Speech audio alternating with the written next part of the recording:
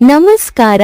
ಮೃಗಶಿರ ನಕ್ಷತ್ರದಲ್ಲಿ ಜನಿಸಿದವರು ಪಡೆಯಬಹುದಾದ ಸಾಮಾನ್ಯ ಫಲಿತಾಂಶಗಳನ್ನು ಇಂದು ನಾನು ಹೇಳುತ್ತಿದ್ದೇನೆ.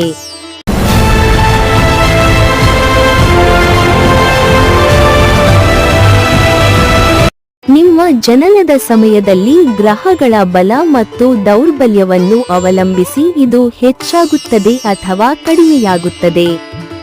ಮೃಗಶಿರ ನಕ್ಷತ್ರದಲ್ಲಿ ಜನಿಸಿದವರು ಸುಂದರ, ಬುದ್ಧಿವಂತ ಮತ್ತು ಪ್ರಾಮಾಣಿಕವಾಗಿರುತ್ತಾರೆ.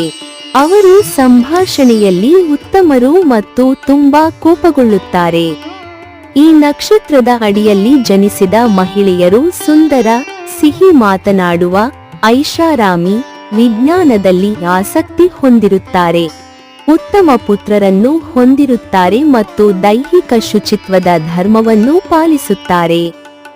ಪ್ರತಿಯೊಂದನ್ನು ಅನುಮಾನದಿಂದ ನೋಡುವ ಈ ಜನರು ತಮ್ಮ ಸ್ವಂತ ಪ್ರಯತ್ನದಿಂದ ಉನ್ನತ ಮಟ್ಟವನ್ನು ತಲುಪುತ್ತಾರೆ.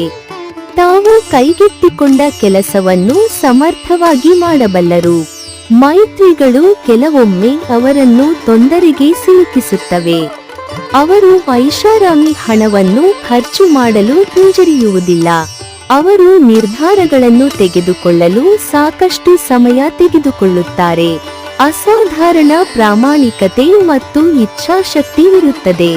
ಸ್ನೇಹಿತರಿಗಾಗಿ ಏನು ಬೇಕಾದರೂ ತ್ಯಾಗ ಮಾಡುತ್ತಾರೆ. ಯಾವುದೇ ಹಾನಿ ಮಾಡದಿರುವ ಅನಿವಾರ್ಯತೆ ಇದೆ.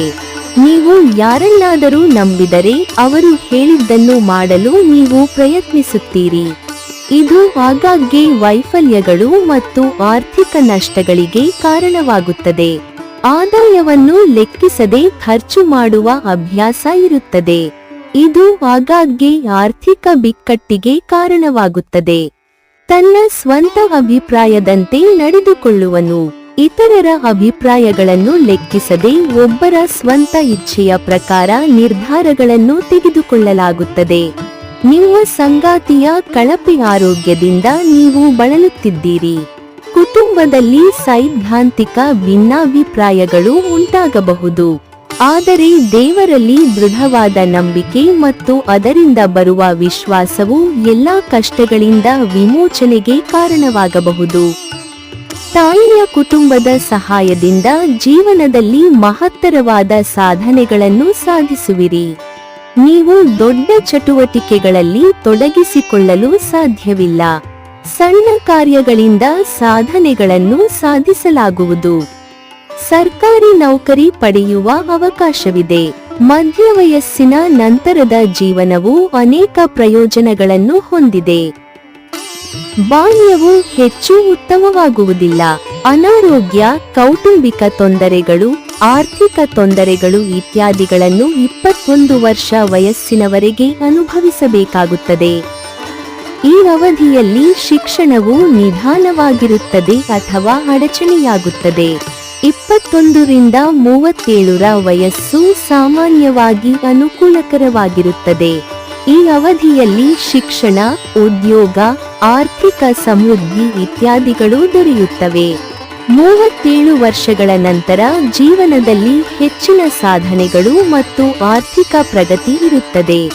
ಆದರೆ ಸ್ವಜನ ಪಕ್ಷಪಾತ, ಸಂಬಂಧಿಕರ ವಿರುದ್ಧ ಹಿಂಸಾಚಾರ, ಈ ಸಮಯದಲ್ಲಿ ರೂಪುಗೊಂಡ ಸ್ನೇಹವು ಸಾಮಾನ್ಯವಾಗಿ ಹಾನಿಯನ್ನು ತರುತ್ತದೆ. 56 ವರ್ಷಗಳ ನಂತರ ಜೀವನವು ಸಾಮಾನ್ಯವಾಗಿ ಶಾಂತವಾಗಿರುತ್ತದೆ, ಆದರೆ ಆರ್ಥಿಕ ಲಾಭಗಳು ಸಾಮಾನ್ಯವಾಗಿ ಕಡಿಮೆ. Please subscribe to my channel.